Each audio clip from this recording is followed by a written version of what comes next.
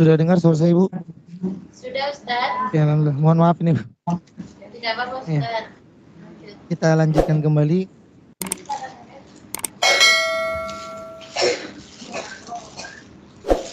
Bab pertama ini dibuka dengan surah Fatir, surah 35 ayat 29 sampai 30. Itu Allah berfirman, A'udzu billahi minasyaitonir rajim. Bismillahirrahmanirrahim. Innal ladzina yatluna kitaballah wa aqamus shalah wa anfaqu mimma razaqnahum sirran wa alaniyatan yarjuna tijaratan lan tabur liyuwaffiyahum ujurahum wa yazidahum min fadlih innahu ghafurun syakur. Sesungguhnya orang-orang yang membaca kitab Allah. Ketika kalimat membaca, para sahabat dahulu ketika disebutkan kalimat membaca Quran itu bukan sekedar membaca saja. Tapi ketika digunakan kalimat membaca, yaitu di sini adalah membaca, memahami dan mengamalkan dalam kehidupan. Maka di dalam bahasa Arab, kalimat membaca itu banyak sekali. Ada qiraah, ada tilawah, ada tartil. Kalau qiraah itu hanya sekedar membaca saja. Tidak perlu diberikan pemahaman yang sangat mendalam.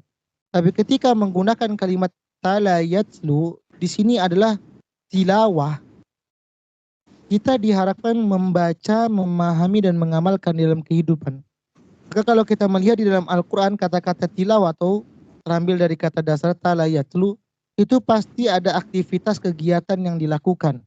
Maka di sini adalah membaca wa aqamus shalah wa anfaqu mimma razaqnahum. Yang diperintahkan kita mendirikan salat dan berinfak.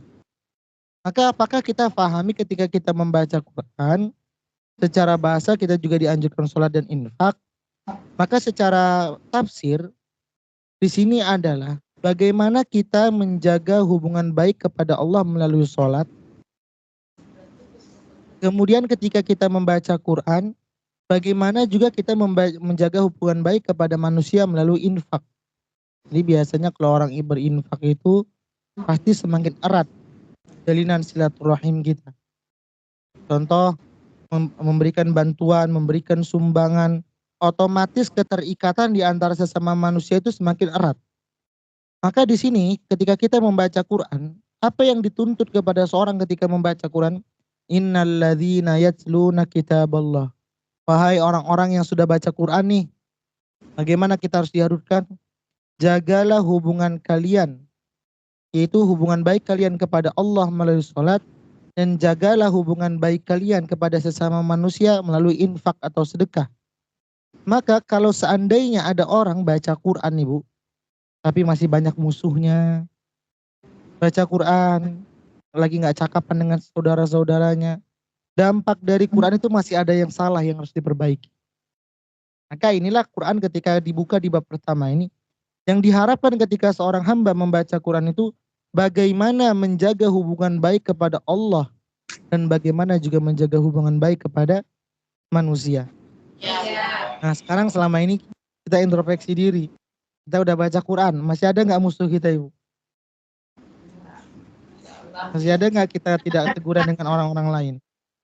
Kita merasa nggak ada, Ustaz. Ya. Kalau nggak ada, berarti alhamdulillah. Tapi kalau ada, jangan-jangan selama ini interaksi kita kepada Quran masih ada yang salah. Kenapa ketika kita sudah baca Quran masih banyak lagi kita punya musuh, masih banyak lagi kita tidak teguran dengan saudara-saudara kita. Maka Quran mengajarkan yang pertama, dampak dari Al-Quran yang kita baca adalah bagaimana Quran ini menjadikan kita orang yang bisa menjaga hubungan baik dengan Allah melalui sholat, melalui ibadah-ibadah yang lainnya. Dan bagaimana hubungan sosial kita juga menjadi baik. Kemudian ketika ditanya, bagaimana cara berinfak itu yang diajarkan ketika itu oleh Ali bin Abi Thalib. Ada yang mengatakan Ali bin Abi Thalib ketika berinfak bagaimana caranya. Maka ketika di dalam ayat ini cara berinfak ada berapa Ibu? Gimana kalau baca terjemahnya? Sirron wa alaniyatan yarjuna tijaratan lan tabur. Ada berapa cara berinfak ini? Ada dua. Bisa berinfak dengan cara terang-terangan, bisa cara berinfak dengan diam-diam, sembunyi-sembunyi.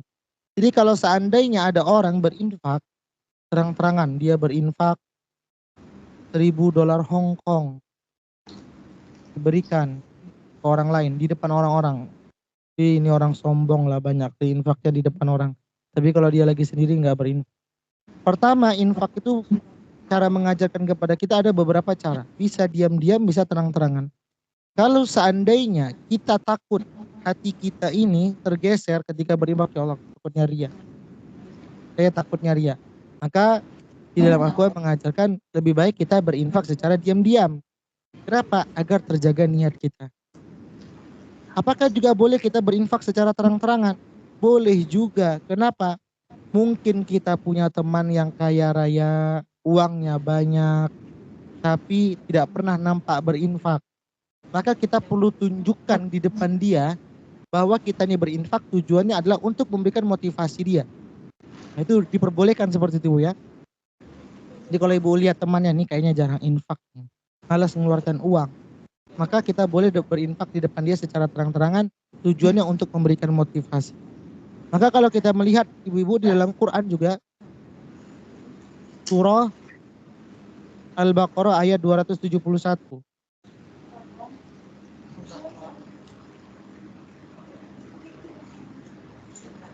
Al-Baqarah 271. Silakan buka Qurannya. In tubdus sadaqati fa ni'ammahi wa in tukhfuha fatu'tuhal fuqara'a fahuwa khairul lakum wa yukaffiru 'ankum min sayyi'atikum wallahu bima ta'maluna khabir. Jika kamu menampakkan sedekah-sedekahmu, maka itu baik. Jadi kalau tujuan untuk menampakkan sedekah itu memberikan kebaikan untuk orang, tujuan-tujuan untuk mencontohkan, bukan tujuan untuk ria, maka itu baik. Dan jika kamu menyembunyikan dan memberikannya kepada orang-orang fakir, maka lebih baik bagimu. Jika ketika menyembunyikan juga lebih baik. Akan menghapus sebagian kesalahan-kesalahanmu. Jadi dengan kita berinfak itu salah satunya ibu bisa menghapuskan dosa-dosa kita. Dan Allah maha teliti terhadap apa yang kamu kerjakan. Kemudian di ayat 274-nya, di yang paling bawah. Kalau di surah Fatir tadi cara berinfak itu ada dua diajarkan. Terang-terangan maupun diam-diam. Akan tetapi dalam surah Al-Baqarah ini di ayat 274, cara berinfak itu diajarkan ada 4. Alladzina yunfiquna amwalahum bil-laili wan-nahari sirran wa 'alaniyatan falahum ajruhum 'inda rabbihim wala khaufun 'alaihim wala hum yahzanun. Orang-orang yang menginfakkan hartanya.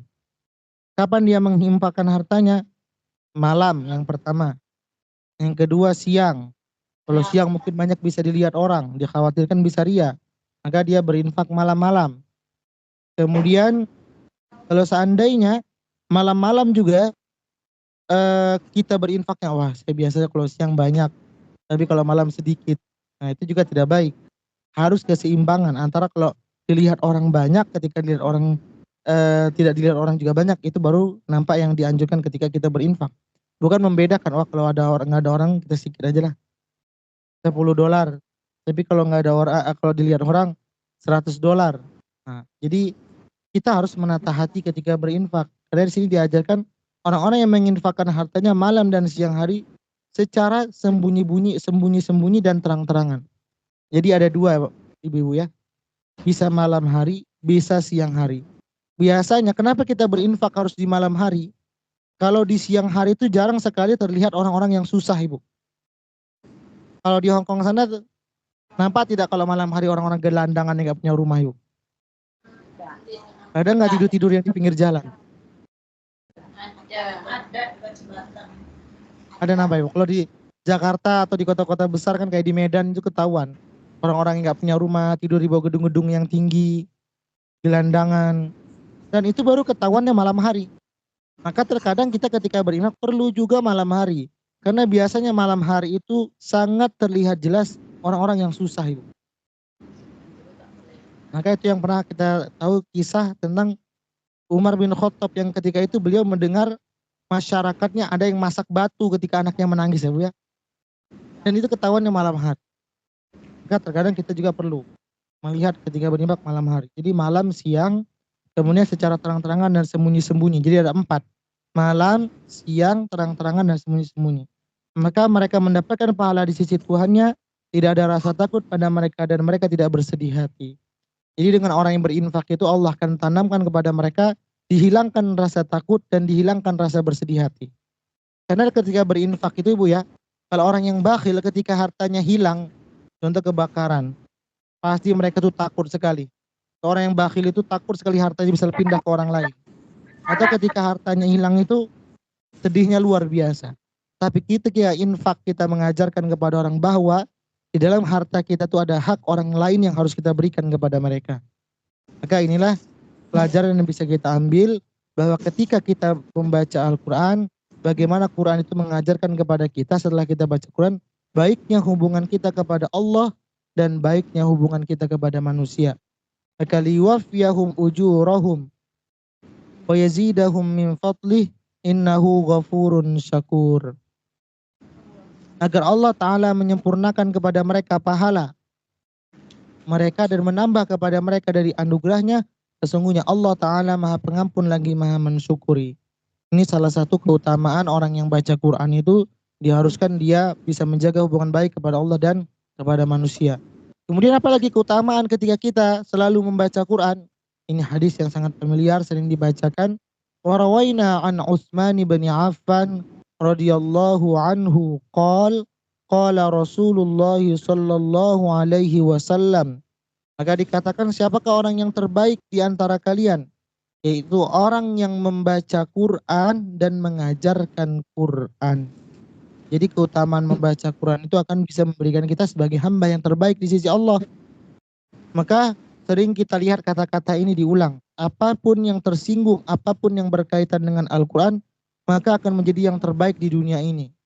Contoh sederhana, ketika Malaikat Jibril membawa risalah Al-Quran kepada Nabi Muhammad, maka beliau digelar Sayyidul Malaikah, pemimpin para malaikat.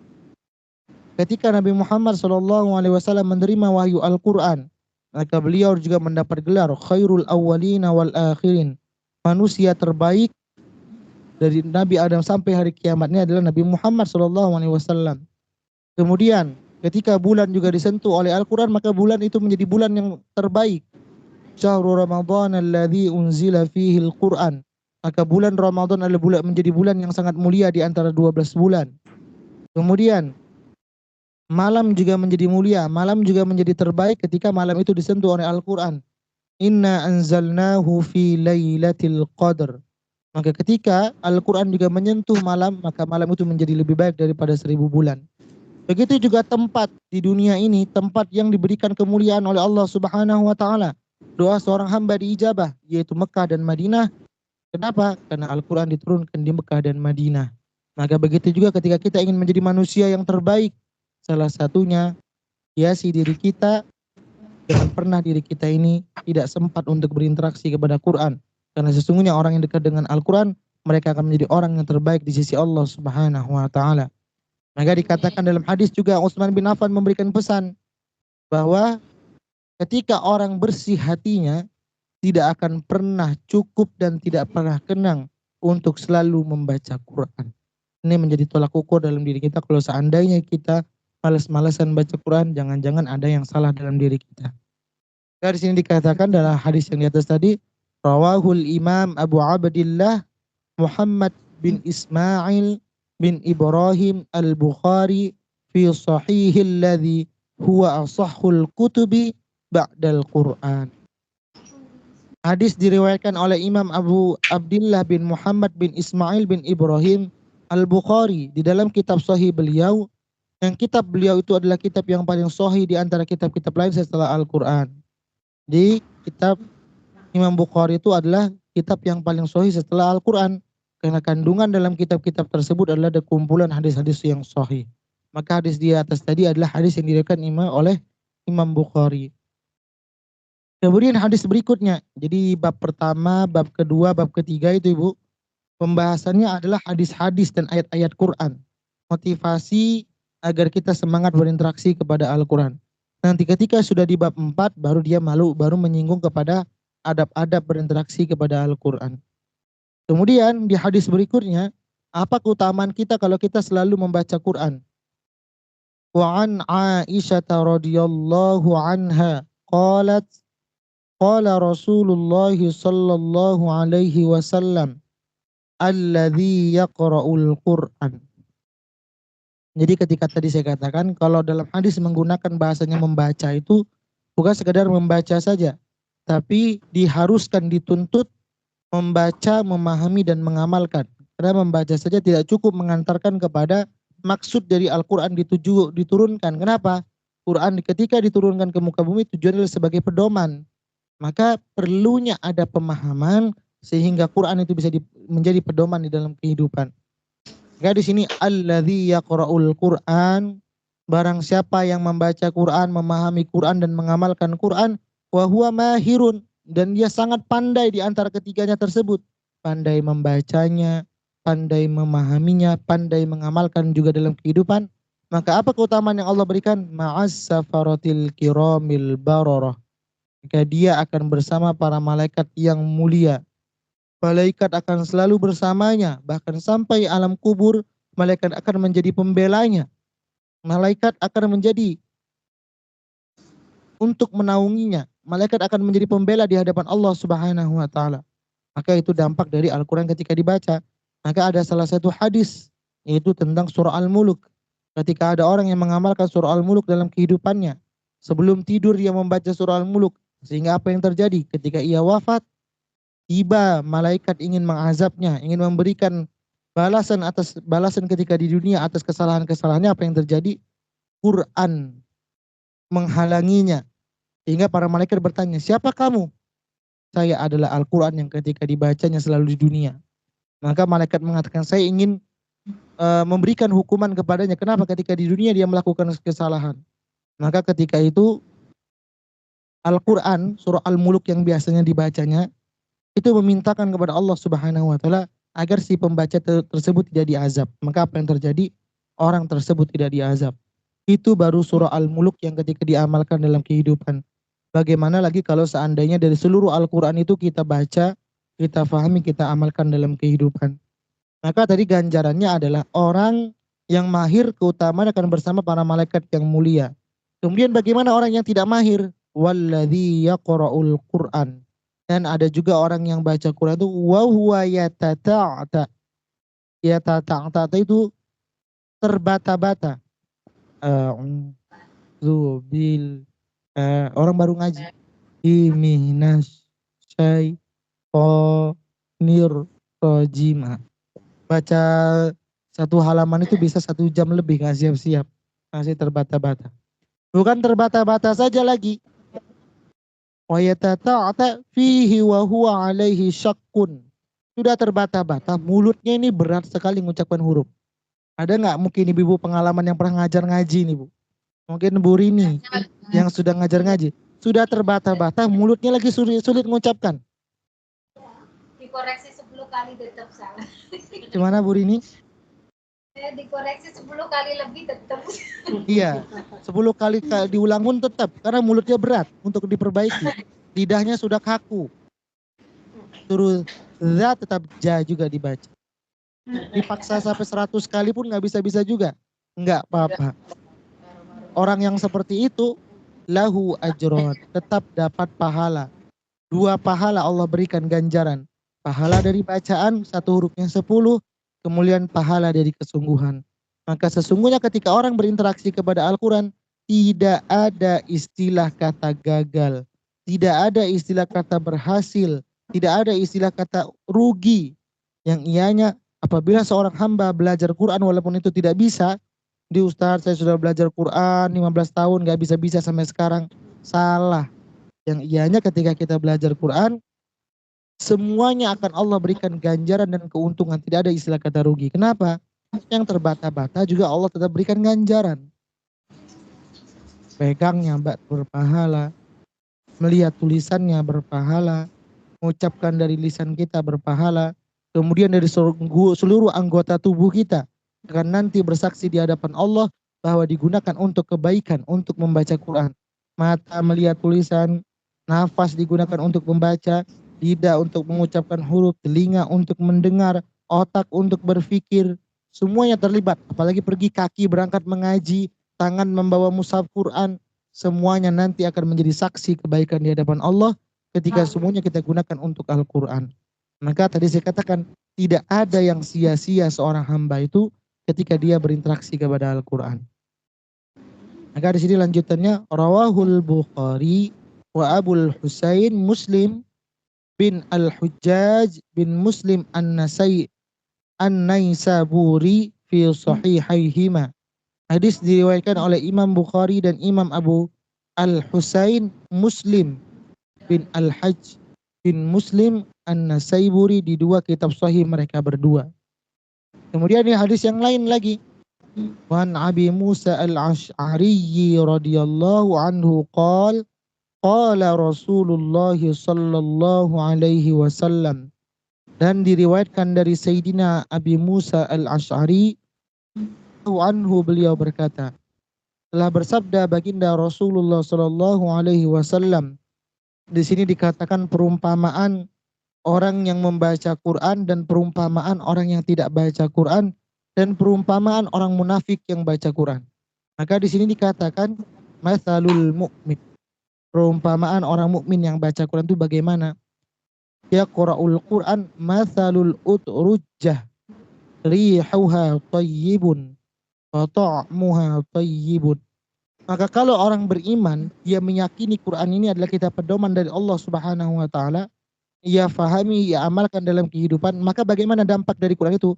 Maka Quran itu akan memberikan seperti dikatakan buah limau yang aromanya harum dan rasanya lezat. Maksudnya apa? Kalau orang beriman membaca Quran itu, Quran itu bisa memberikan dampak untuk dirinya sendiri dan bisa juga memberikan dampak untuk orang sekitarnya. Kebaikan dari Quran itu bisa dirasakan oleh orang lain. Maka tadi ketika di awal sekali kita bahas, orang yang baca Quran itu jangan sampai dia tidak baik hubungannya kepada Allah, tidak baik juga hubungannya kepada manusia. Maka orang yang beriman ketika dia dekat dengan Al-Quran, nampak hubungan interaksi kepada sesama manusianya itu memberikan dampak kebaikan. Itulah ciri-ciri orang beriman kalau dia sudah dekat dengan Al-Quran. Kemudian bagaimana orang mukmin yang tidak baca Quran? Wa matsalul mu'minina alladzi yaqra'ul Qur'an matsalut tamrah la riha laha wa ta'muha hulun. Dan perumpamaan orang yang beriman tidak baca Quran seperti buah kurma, tidak ada aromanya namun rasanya manis. Jadi orang beriman yang nggak baca Quran itu ibarat buah kurma, baunya nggak ada, nggak bisa dimanfaatkan, dirasakan oleh orang lain, tapi dengan modal keimannya, ya masih boleh dia untuk bisa menuju surganya Allah Subhanahu wa Ta'ala. Kenapa? Karena dikatakan kalau orang dalam hatinya masih ada iman kepada Allah, maka masih berhak dia untuk ke surganya Allah Subhanahu wa Ta'ala, walaupun harus dibersihkan dulu di neraka. Maka ibarat kurma, yang terbaik itu adalah mukmin yang dekat dengan Quran, mukmin yang menjadikan Al-Quran dalam pedomannya, diamalkan dalam kesehariannya. Itulah yang mukmin terbaik. Nah, bagaimana orang munafik yang baca Quran? Famatsalul munafiqil ladzi yaqra'ul Qur'an matsalur raihanah rihuha thayyibun wa ta'muha murrun. Ini seperti orang-orang orientalis atau orang kafir juga yang baca Quran, atau orang munafik yang benci kepada Islam tapi dia baca Quran. Tujuannya untuk melemahkan Quran, tapi tidak akan mungkin Quran dilemahkan. Karena Quran ini adalah kitab langsung bersumber dari Allah. Ketika Allah tantang siapapun yang bisa membuat semisal dengan Al-Quran, maka tidak akan ada yang mampu sedikit pun. Jadi di sini dikatakan orang munafik yang baca Quran itu bagaimana? Dan perumpamaan orang munafik yang membaca Quran itu seperti tumbuhan yang berbau harum kemangi, aromanya enak, namun rasanya pahit, buah kemangi. Nah, nampak di luarnya baik, di dalamnya tidak baik. Ada maksud tertentu. Saya mau mempelajari Quran, tujuannya ingin mencari kelemahan orang Islam. Saya belajar Quran ingin bagaimana orang Islam itu tertipu bahwa orang kafir saja juga bisa baca Quran. Maka sesungguhnya mereka tidak akan bisa untuk mencari kelemahan dari Al-Quran tersebut. Maka inilah ibu-ibu, orang-orang munafik ketika baca Quran itu nampak di luarnya baik tapi di dalamnya tidak baik, punya maksud yang jahat. Ya di sini diumpamakan seperti rasanya pahit. Kemudian bagaimana orang yang munafik tidak baca Quran? Wa mathalul munafiqil ladzi la yaqra'ul Qur'an kamathalil hanzalah laisa laha rihun wa ta'muha murrun. Orang munafik yang nggak baca Quran tuh sudahlah dirinya nggak baik, kemudian nggak ada manfaatnya juga untuk orang lain. Itu gambaran orang yang ketika dalam hidupnya jauh dengan Quran, dekat dengan Quran. Orang munafik yang belajar Quran, orang munafik yang tidak peduli dengan Quran. Kayak ini perumpamaannya yang digambarkan oleh hadis. Ya, wa an Umar bin Al-Khattab radhiyallahu anhu ta'ala anhu anna an-nabiy sallallahu alaihi wasallam inna Allah ta'ala yarfa'u bihadzal kitabi aqwaman wa yadhau bihi akhirina. Rawahul Muslim. Dan diriwayatkan dari Sayyidina Umar bin Khattab radhiyallahu anhu bahwa Nabi sallallahu alaihi wasallam bersabda, sesungguhnya Allah Ta'ala meninggikan derajat sekelompok orang dengan sebab kitab Al-Quran ini. Jadi Allah akan mengangkat derajat seorang hamba itu ketika seorang hamba itu dekat dengan Quran. Dan Allah juga akan menghinakan suatu kelompok itu dengan Quran. Bagaimana maksudnya? Ketika seseorang itu jauh dengan Quran, maka Allah juga akan hinakan, Allah akan rendahkan kelompok itu juga dengan Quran. Ketika orang itu ataupun juga ketika dia baca Quran niatnya tidak sesuai dengan Al-Quran, niatnya ingin dilihat ria, maka Allah juga bisa merendahkan seseorang itu dengan Quran. Tapi kalau niatnya karena Allah Subhanahu wa taala, maka siapapun yang berinteraksi dengan Quran, Allah angkat derajatnya. Maka Quran itu bisa mengangkat dan memuliakan seseorang, dan Al-Quran juga bisa merendahkan derajat seseorang ketika seseorang itu tidak memuliakan Al-Quran. Maka kalau kita lihat di dalam Quran juga banyak sekali orang yang jauh dari Quran akan disusahkan hidupnya, akan disempitkan oleh Allah, akan Allah timbulkan dengan berbagai macam kesalahan-kesalahan, ujian-ujian dalam kehidupan. Kenapa? Karena mereka jauh dari pedoman Al-Quran. Mereka jauh dari tuntunan Allah, sehingga Allah uji mereka dengan ujian-ujian, dengan masalah-masalah yang menimpa mereka. Tapi ketika mereka dekat dengan Quran, tahu jalan mana yang mereka harus tempuh, jalan mana yang mereka harus lewati sehingga mereka bisa keluar dari masalah. Kemudian keutamaan berikutnya, wa an Abi Umamah al-Bahili radhiyallahu anhu qala sami'tu Rasulullah sallallahu alaihi wasallam yaqul iqra'ul Qur'an fa innahu ya'ti yaumal qiyamah syafi'an li ashabihi. Bacalah Quran karena sesungguhnya Quran nanti akan datang. Syafi'an kalau diterjemahkan secara bahasa akan menjadi penggenap. Karena sesungguhnya nanti ketika di akhirat kita sendirian, maka dengan adanya penggenap, kalau sini penolong. Kalau kita ramai-ramai maka kurang takut kita. Tapi kalau kita sendiri ke tempat yang belum pernah kita kunjungi, belum pernah kita datangi, maka itu biasanya kita ada kekhawatiran, ketakutan. Maka begitu juga nanti ketika di akhirat, di alam kubur, padang mahsyar, kita semua mempertanggungjawabkan amal kita sendiri. Tapi itu bisa akan menjadi penenang kita. Ketika apa? Seluruh ayat Quran yang kita baca ketika dunia, nanti dia akan datang memberikan pertolongan li ashabihi. Ketika Al-Quran itu dijadikan sahabat, ketika Al-Quran itu dijadikan teman ketika semasa hidupnya. Hadis riwayat Imam Bukhari. Ya, sampai 3 ini adalah gambaran-gambaran balasan-balasan dari orang-orang yang selalu membaca Al-Quran dalam kehidupannya. Di sana sudah maghrib, Ibu? Sudah. Ini gimana nih jadinya nih, Bu? Hampir musim dingin, jadi sekarang jam 6 kurang 5 menit udah maghrib. Ini karena sudah maghrib kita cukupkan sampai halaman ketiga berarti, Bu ya? Iya. Nanti ingatkan sampai halaman berikutnya, pertemuan berikutnya kita di halaman keempat, insya Allah. Ada pertanyaan nih, Bu? Mohon maaf Ibu tadi mati lampu. Jadi habis zuhur tadi mati lampu. Setelah ngajar nggak lama mati lampu. Gak apa-apa Ustaz. Bisa istirahat malam tidur.